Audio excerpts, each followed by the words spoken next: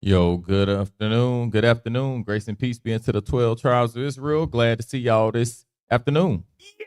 And hopefully everybody's doing okay. I see Hector Hello said hi. Not sure who Hector Hello is, but grace and peace be with you. Shalom, shalom. Kitty Mitty, don't know who that is, but grace and peace be with you. Hey, peace be with you. Shalom, shalom. Glad to see you in the building. Lawa, see you in the building. Grace and peace be with you. Shalom, shalom. Yalacia, see you in the building as well. Katrina, how you doing? How you doing? Good afternoon. Yalia, see you in the building as well. Hey, grace and peace be with you. And yeah, what am I? I think I already think. If not, Sarah Shalom, if I already said it, I'll shoot. I jumped around because I had to scroll backwards. But anyways, hey, hopefully y'all doing okay. Like I said, we going into Matthew chapter 14 today. We continuing on our series on the Gospels. So, like I said, hopefully everybody got your notes, your pen ready in case you got any questions, comments. Even if you don't got questions, just make sure you are following along so you are understanding the word of God that is being brought forward to you, brought forth to you. I'm sorry, not forward. So, anyways, let's get ready to go to it. Let's go to Matthew chapter 26, verse 6, and we'll get into the lesson. Matthew chapter 26, verse 6. Now, when Jesus was in Bethany in the house of Simon the leper, there came to him a woman having an alabaster box of very precious ointment and poured it on his head as he sat at meat. But when his disciples that saw it, they had indignation, saying, "To what purpose is this waste? For this ointment might have been sold for much and given to the poor." When Jesus understood it, he said unto them, "Why trouble ye the woman? She hath wrought a good work upon me. For ye are the poor always with you, but me ye have not always. For in that she poured this ointment on my body, she did it for my burial. Verily I say unto you, wheresoever this gospel shall be preached throughout the whole world, in the whole world, there shall also this woman have done be told from a memorial of her." So whenever we bring out this true gospel, the message is given to the 12 tribes of Israel, scattered all over the globe. The words of God that are given to the people that we call black, the ones that we know are the slave descendants, those that are suffering the curse of Deuteronomy 28. Whenever we bring out this message, the one is telling them that they are the true descendants of Jacob, the ones that the word of God was given to. Whenever we give this message to those people and telling them to keep the law, statutes, commandments to the day they die, so we can remove the curses that have been put on us, those punishments that we have received righteously because we went against the word of the Most High. Then we always going to remember the woman that put the ointment on the body of our Messiah, the black Messiah, Jesus, the Christ. All right, let's dive on into it. Let's get to Psalm chapter 22, and I'm going to get to verse 16. All right, I'm going to go Psalm chapter 22, verse 16, because we're going to get into, matter of fact, we'll start at verse 1. We're going to kind of get into the coming of the Messiah so people can see what he was here for, what happened, and all those things. Oh, by the way, I see Sarah said I skipped. All right, my bad. See, hey, yeah, players mess up too. Players mess up. Hey, yeah, it happens. I actually see exactly what happened. I think I seen the Hector hello, then I seen Kitty, Mitty, whatever. So anyway, yeah, so I was like, yeah, I see two new names I hadn't seen before, so I thought that just jumped out at me. So anyway, so hey, I'm back. I got you. So hey, you got two mentions. So you here. Don't worry, you still on top. You still, you know what I'm saying? You still special. Don't worry about it. Special long as you're obedient. You ain't obedient, then your speciality, y'all made that word up, goes away. So anyways, let's go to Psalm chapter 22, verse 1. My God, why hast thou forsaken me? Why art thou so far from helping me and from the words of my roaring? So this was spoken out to the Most High. He said, hey, why have you left me? Why have you, just basically seemingly cast me off to the side, made it seem like you don't care about me. All right, I'm going to jump down to verse 16. For dogs have compassed me. The assembly of the wicked have enclosed me. They pierced my hands and my feet. So now this person is crying out to the Lord. This is someone that's speaking out on his affliction, his suffering, what's going on. He is surrounded by heathen dogs, those people that are not of our race, beasts of the field. He said he's surrounded by them. And then he says they pierced his hands and his feet. So everybody that's in here, whose hands and feet were pierced? Let me see. Put in the chat. Let's see who knows. Cue the Jeopardy music. Somebody's hands and feet were pierced, and he said, my God, why hast thou forsaken me? You left me out here. What's going on? Why am I suffering this way? All right. When you jump down, verse 17, I may tell all my bones, and they look and stare upon me. So he says, I tell all my bones, meaning all my bones are showing. I've been beaten so badly, people can see my bones. All right, there we go. All right, Yalia and Yalea, Yalasia, and Sarah. Hey. Exactamundo, dude. All praise to the Most High. Yes, that's Jesus the Christ. That's the Messiah. That's the one who had his hands and his feet pierced. So he was saying, my God, why hast thou forsaken me? Now, this is in the book of Psalms. The book of Psalms took place before the book of Matthew, before the book of Luke, John, before the book of Mark. So those gospels spoke of what in those actually my fault. They chronicled actually the history that took place at that time. Well, the book of Psalms is before this history took place. So this is what you call prophecy. This is what you call something that's speaking on a future event that's going to take place. And of course, we know the Bible is true because God knows, he sees all. He sees from the beginning until the end. So from the position he has, he understands what's going to take place. He knows what people are going to do. This is telling of the coming of Jesus Christ, who is going to come, suffer, and die for his people. So his people will have the opportunity of redemption. And that's why we always to give glory to the Lord, give glory to the Most High God of Israel, because if it wasn't for that, we wouldn't have that chance. So he was like, hey, they see it, all these dogs, these heathen, all of them surrounding me, and they pierce my hands and my feet. They are doing me dirty. And at this moment that they're doing me like this, I feel like God has forsaken me. I feel like God forsook me. And we know the Most High God of Israel never leaves us. Verse 18, they part my garments among them and cast lots upon my vesture. So they sold his clothing as well. So all these things took place, and you'll read that, or you go through the book of Matthew. Well, you really just go through the scriptures. You're going to see it. It's going to tell you all these things that happen, which we're going to get to it in the book, in the Gospels either way. So y'all going to get to hear this again. I actually may use that scripture to go into the lesson I'm going to go into that day, well, into that book.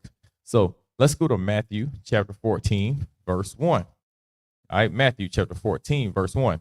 At that time, Herod the Tetrarch heard of the fame of Jesus and said unto his servants, this is John the Baptist. He is risen from the dead. Therefore mighty works do show forth themselves in him. And when Herod had laid hold upon John and bound him and put him in prison for Herodias' sake, his brother Philip's wife, for John said unto him, it is not lawful for thee to have her. So he's saying John the Baptist raised from the dead. Now he's going to talk about, what happened to John the Baptist, because John the Baptist had told Herodias, which is Herod's brother, he said, hey, you can't be with your brother's wife. That's what he said happened. So he told his brother, he said he can't be with his brother's wife. And of course, for saying that, guess what happened? He got thrown in jail. All right, verse 5. And when he would have put him to death, he feared the multitude because they counted him as a prophet. So he didn't want to just straight put him to death, right? Herodias didn't want to do it. So he just put him in jail and just left him there.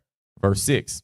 But when Herod's birthday was kept, the daughter of Herodias danced before them and pleased Herod. So now we see Herod's niece is up there dancing for him. Yeah. Now I hear that, and I just hear something like that. I'm like, I should blow your ass off this porch. That stupid shit. That's all I can think. I mean, immediately I'm like, what are you talking about? So your niece is dancing for you, pleasing you. So you getting excited? Whatever. Let's continue on. Anyways, so she's dancing for him. He's all happy. And so he appreciated her dancing for him at his birthday party.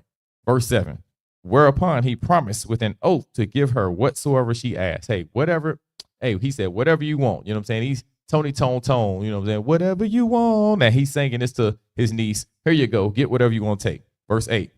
And she, being before instructed of her mother, said, give me here John Baptist's head and a charger. A charger's a plate. So now the daughter went to the mother and said, hey, give me the head. The man that said that I can't, the man that said that your father can't be with me, go get his head. All right. Verse 9. And the king was sorry, nevertheless, for the oath's sake.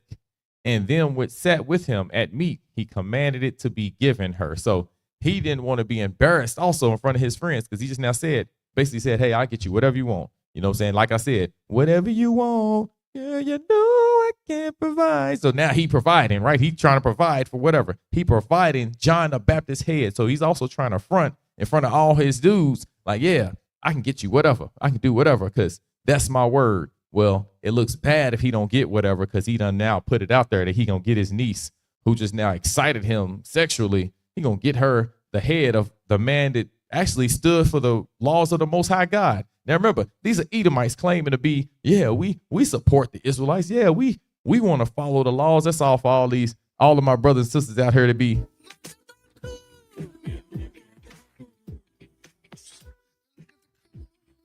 They be trying to bring in heathens. They be trying to say, yeah, they worship our God. They serve the Lord. They are down with Yeshua. They saying all this garbage. You know, I love the Most High Yah.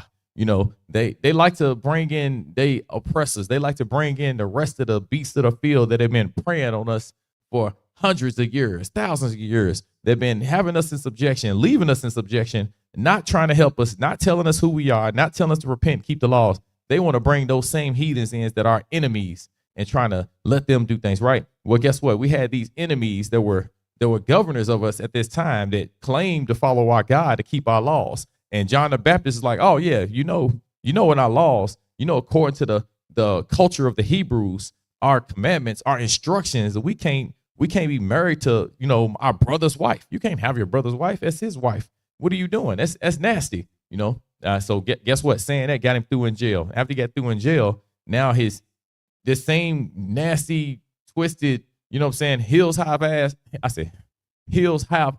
ass family.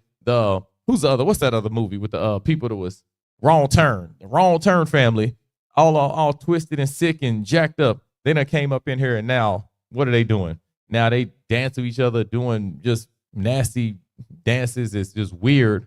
And now after that, he says, I'm gonna give you what you want for that. Well, now this same person, the same man who was righteous and stood for the laws of God, is now about to be put to death for telling a heathen who we know never kept our commandments is gonna get him killed. Now his life is over because of this. So it's about to be over. Verse 10, I'm sorry. And he sent and beheaded John in the prison, and his head was brought in a charger and given to the damsel, and she brought it to her mother. And again, who wants to hold a human head and be like, oh, look, I got the head, and you're gonna take it to the mama? Who delivers a present like that to their parent? And what parent is happy to get that present?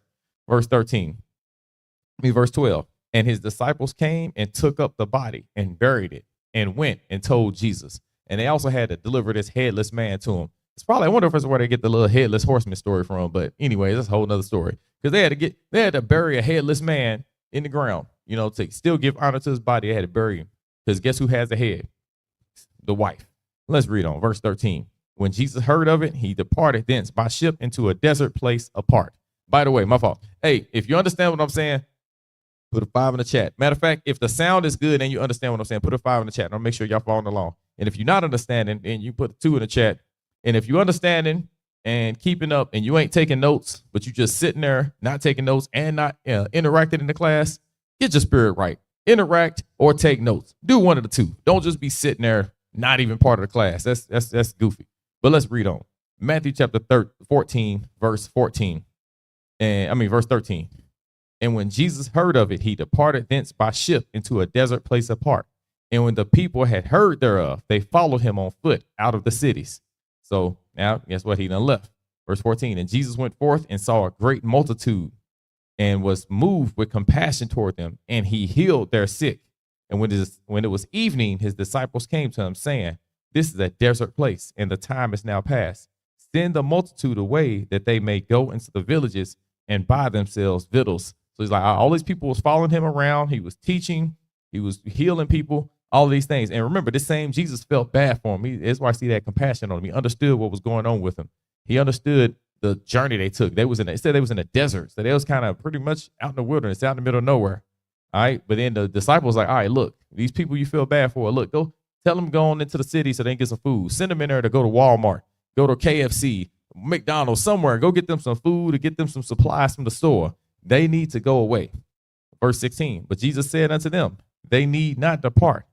Give ye them to eat. So he's like, don't let them leave. They hungry. Give them some food. All right. Verse 17. And he said, bring them hither to me. Verse 17. And they say unto him, we have here but 5 loaves and 2 fishes. He says, all we got is 2 fish and 5 loaves. 5 loaves of bread and 2 fish.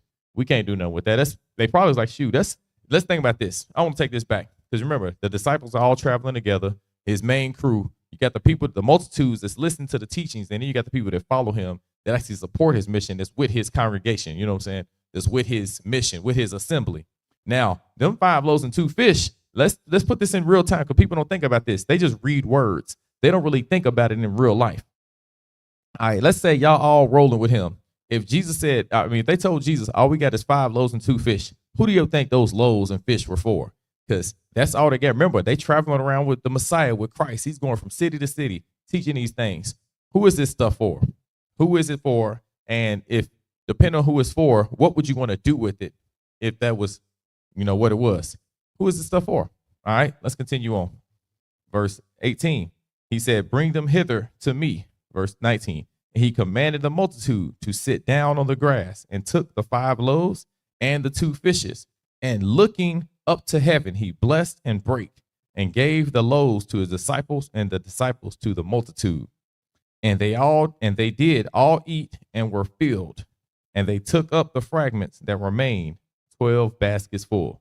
So he says, after they did all that, remember, it was only 5 loaves and 2 fish. That's only 7 items. Let's say if the basket was so tiny that 1 loaf would fill up the whole basket, or 1 fish would fill up a basket, there's still going to be 5 more baskets. It says there were 12 baskets full of fish and bread. So I want y'all to understand what just took place here. It's what you call a miracle. Yeah, verse 21. And they that had eaten were about 5,000 men, beside women and children. So not only did he say 5,000 men, but you got women and children. Remember, these women and children, these are huge families. You got families. Each man is going to have a wife or 2 or 3 or 4. And then those wives, guess what they're going to have? Many children. So you're going to have, let's say, 3 children each wife, 1 man, 3 wives, 3 children each wife, 9. So it's 9, 10 people a family. So let's just say 5,000 people. Then you multiply that by 10. And y'all get the picture. That's how much food was served to all of those people, which was what, 50,000? Is it 5 times 10? Hopefully I got it right. All right, 5,000 times 10, 50,000 sounds right. If I'm wrong, oh well. Let's continue on though.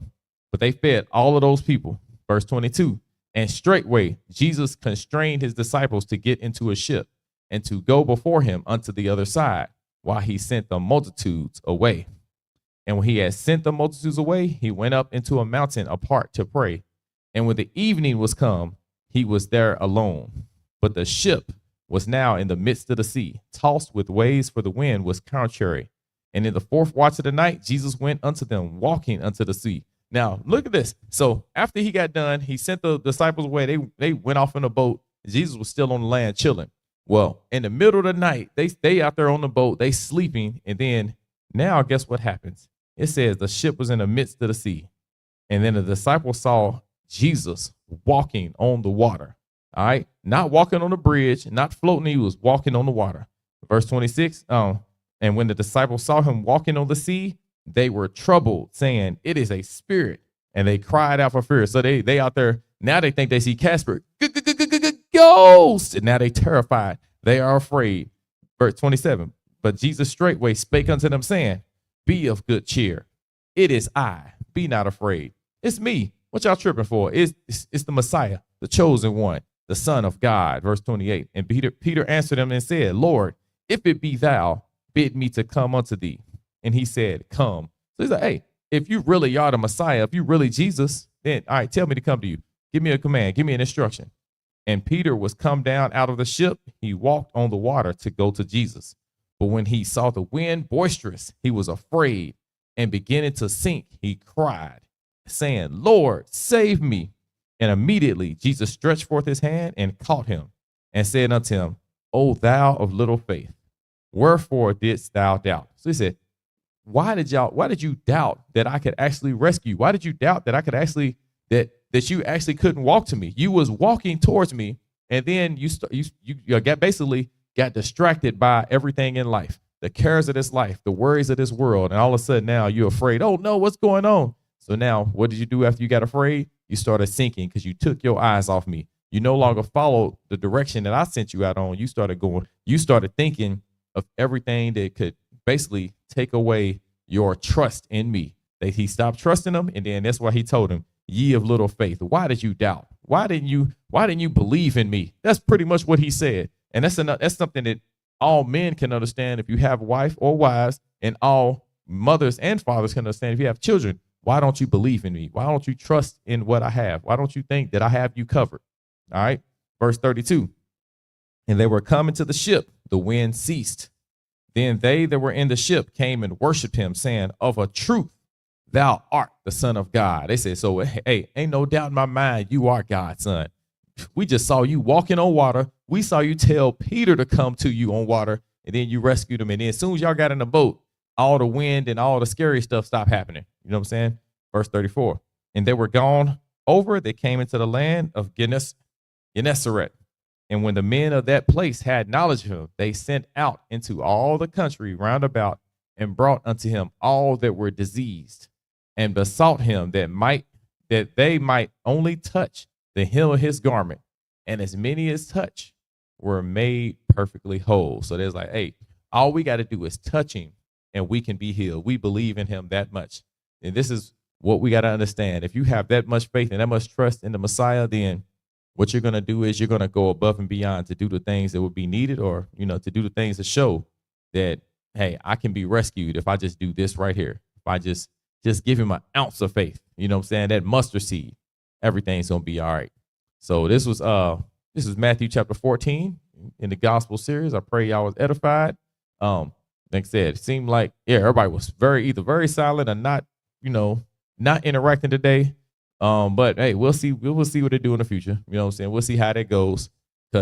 Or people just really learning and just taking notes and just like, hey, I'm getting it. But again, if there was, people would have said that. So hey, step up your game. Step up y'all's game. Y'all's interaction is trash. So let's get it together. Interaction get better, or note taking get better. And if your note taking gets good, you should have questions and thoughts on what you're learning. But anyways, let's continue on. Hey, like I said, y'all have a great day. I love y'all, Israel. Grace and peace be unto the 12. Shalom.